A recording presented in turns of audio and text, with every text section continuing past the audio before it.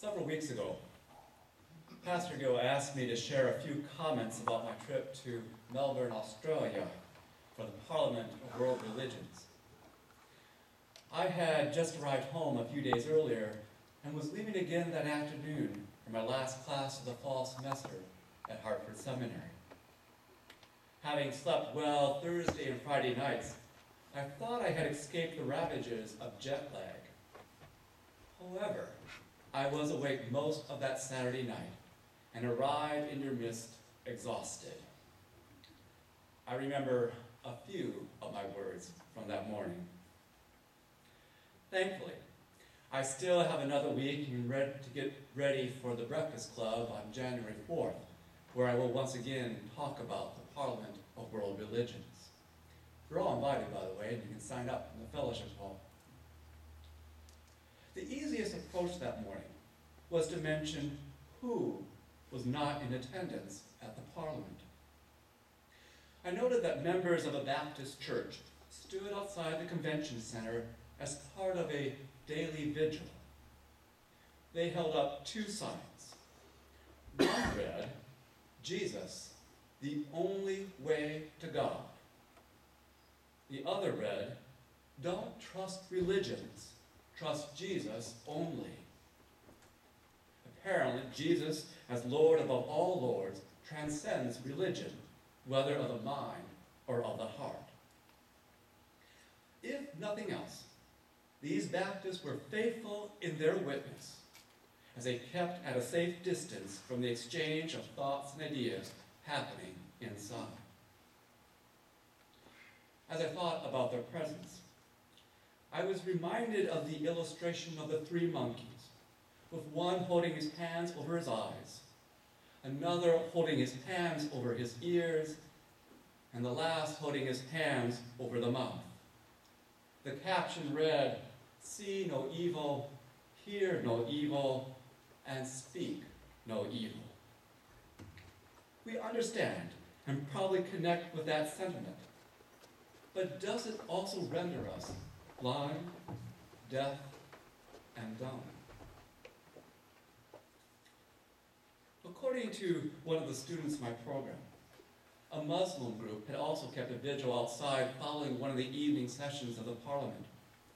Their witness was directed toward the members of their own faith community, to other Muslims who had the audacity to engage in interfaith dialogue. Muslims who might imagine a world larger than themselves, as well as the arenas of engagement that have been created for us. To the best of my knowledge, there were no Seventh-day Adventists, nor any pastors of the American megachurches such as Rick Warren, Joel Osteen, or Franklin Graham. I did not see any Mormon missionaries, though I understand that there were at least a few in attendance. For whatever reason, these brothers and sisters found little value in engaging in dialogue with women and men of other faiths. They were probably not alone, as their counterparts could likely be found among the Hindus and the Buddhists and the Muslims, among the Jews and the Jains, but perhaps not among the Sikhs. Guru Nanak, the spiritual leader of the Sikhs, is remembered for having consulted with the religious leaders of his generation, drawing upon a variety of faith traditions to reflect upon and cultivate his own Hindu experience of the world. Comparatively, Sikhism is still young, its history dating back only about 500 years. Christopher Columbus had already sailed the ocean blue. In contrast to those who absented themselves from the dialogue, I did have an opportunity to meet with an elder of the Cochiti Pueblo in New Mexico, who shared how his people preserved their culture despite the introduction of Catholicism by the Spaniards and the imposition of American values by our very own forefathers and mothers. I was also inspired by a woman seeking to preserve and celebrate her Celtic culture, with its deep connection to the land and the creatures that inhabit it.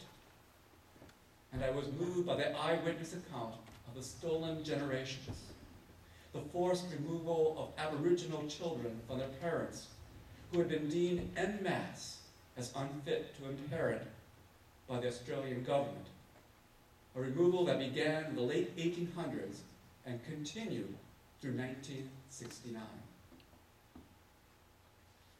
In Paul's letter to the Colossians, he does not write about the Christian witness merely in terms about what we believe about Christ or affirmations about his divinity or theoretical concepts of the Trinity, rather than tell them about what they should believe about God in Christ. He writes to this early Christian community to describe how they should relate to one another. He describes what it means to be a community of faith.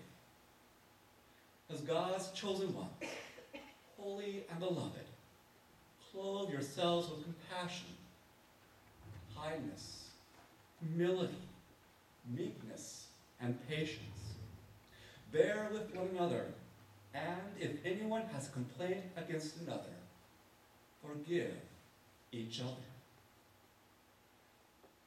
At least within this text, being a good Christian is not about professing the right beliefs, but practicing the right attributes as the children of God.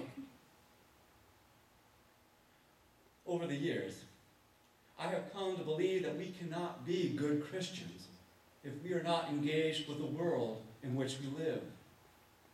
Indeed, we cannot be good Christians if we are unable to embrace an openness toward others that Jesus himself modeled by welcoming sinners and strangers, the broken and the poor.